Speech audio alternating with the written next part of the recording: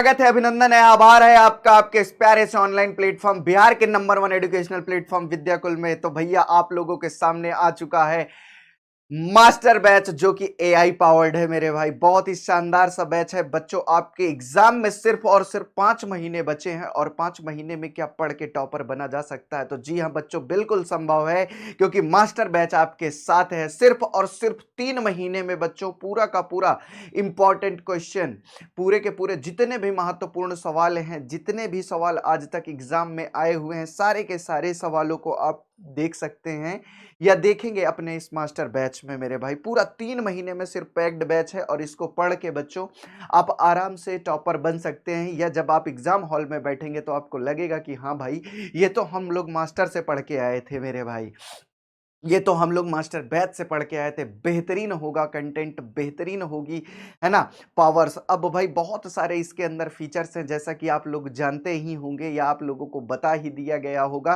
कि हर एक क्लास के बाद अपने से आप टेस्ट क्रिएट करेंगे और अपने से आप टेस्ट देंगे मेरे भाई। केवल आपको पूछना है, डाउट पूछना है अपने, और ये तुरंत और तुरंत आपको आंसर भी मिलेगा, तुरंत आंसर मिलेगा। जो टॉपिक आपको पढ़ाई जाएगी उस टॉपिक से रिलेटेड जितने भी क्वेश्चन आप बना सकते हैं या जितने भी बन सकते हैं मेरे भाई, कुल को कुल और कुल ये जो है क्लास खत्म होने के बाद तुरंत आपके सामने आ जाएगा मेरे भाई।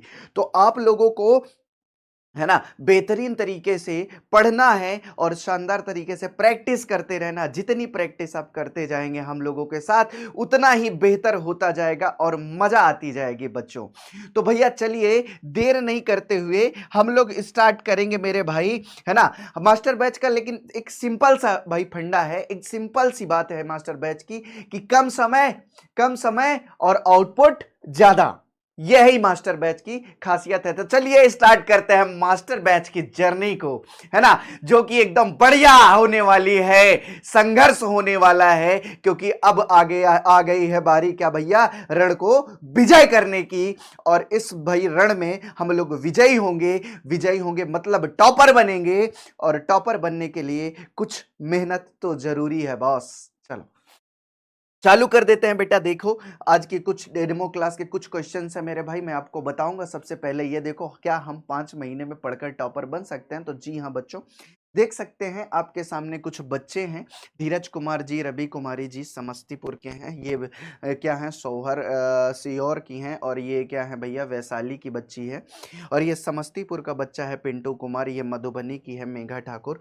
इन सब के कितने मस्त बढ़िया बढ़िया और शानदार शानदार रैंक आए हैं मेरे भाई। इन लोग मास्टर बैच के बच्चे थे क्या भैया, ये लोग मास्टर बैच के बच्चे थे।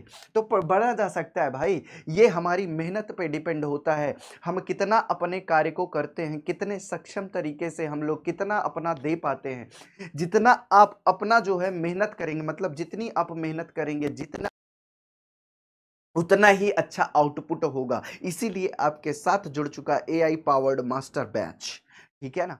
चलो अब आगे देखते हैं मेरे भाई। तो जैसे ये सवाल मैं आपको 1 2 4 सवाल बताऊंगा जो है मेरे भाई। जैसे जैसे मैं पढ़ाने वाला हूं, ऑब्जेक्टिव भी होगा, सब्जेक्टिव भी होगा, है ना, दोनों को साथ साथ कवर करेंगे मेरे भाई, है ना, विथ इंपॉर्टेंट क्वेश्चन। जैसे कि आप,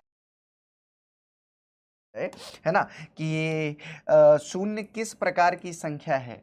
तो जैसा कि आप लोगों को पता है, शून्य के बारे में बताऊं मेरे भाई, तो अगर हर में आ जाए तो संख्या को अनंत कर देती है, हर में आ जाए तो संख्या को अनंत कर देती है।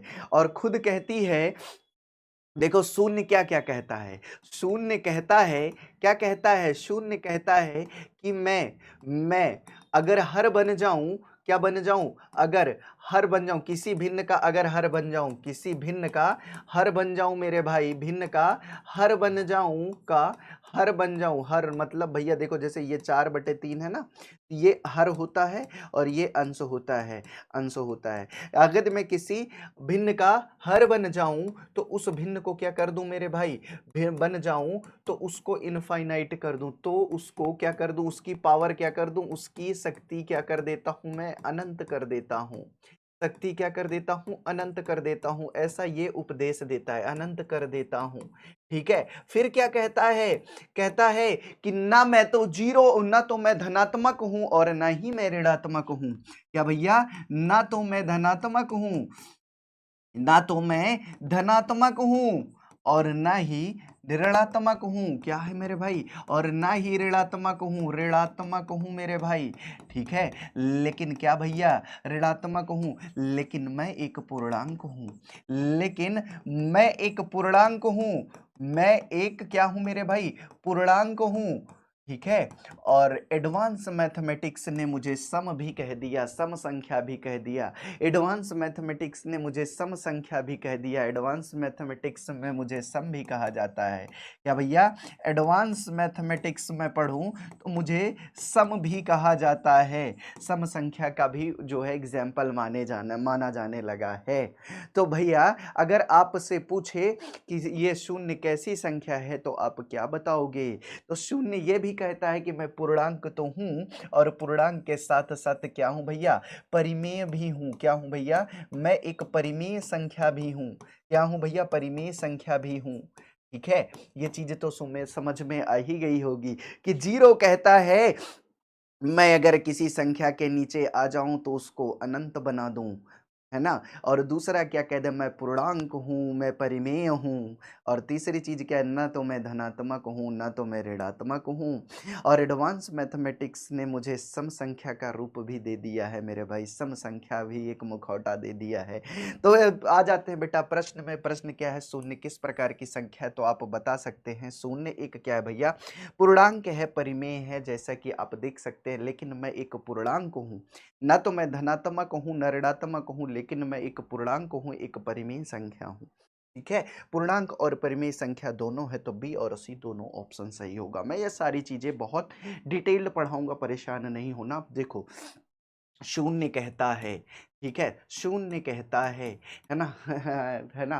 वो एक कविता आप लोग सुने होंगे, मुझे फेंक देना वनमाले, मुझे उस पथ पर फेंक देना वनमाले जिस पर जाएं शीश चढ़ाने वीर अनेक, कुछ ऐसा है ना, एक है ना कविता, फूल पुष्प की अभिलाषा नाम से। चलो आगे देखो मेरे भाई, दूसरा चीज क्या होता है, दूसरे में क्या होता है, दूसरा सवाल क्या बन के आया, ये एलसीएम एचसीएफ का क्वेश्चन है। किसका है मेरे भाई, एलसीएम एचसीएफ का क्वेश्चन है। इसमें एक तो फॉर्मूला है, एलसीएम कहता है अगर मैं तुम एचसीएफ से गुणा हो जाऊं, एलसीएम कहता है, एलसीएम कहता है मैं एचसीएफ से गुणा हो जाऊं, है ना, मुझे गुणा करा दो, है ना, मैं साथ रहना चाहता हूं। एलसीएम कहता है कि मैं एचसीएफ के साथ रहना चाहता हूं। तो भैया जब एलसीएम कहता है, एलसीएम कहता है मैं अगर एचसीएफ के साथ गुणा हो जाऊं तो दोनों संख्याओं का, दो संख्याओं का गुणनफल मेरे बराबर आएगा, दो संख्याओं का गुणनफल मेरे बराबर आएगा, दो संख्याओं का गुणनफल मेरे बराबर आएगा, गुणनफल, समझ गए ना तुम लोग।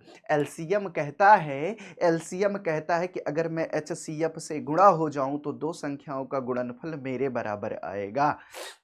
अब सवाल देख लो मेरे भाई, दो संख्याओं का एचसीएफ, एचसीएफ का मतलब होता है बेटा मासा, मासा, और ये क्या होता है लॉसा, क्या होता है लॉसा, लॉसा कहता है करा दो गुणा मुझे, है ना, करा दो गुणा मुझे मेरे मासा से, और मैं क्या हो जाऊंगा, दोनों संख्याओं के गुणनफल का बराबर हो जाऊंगा।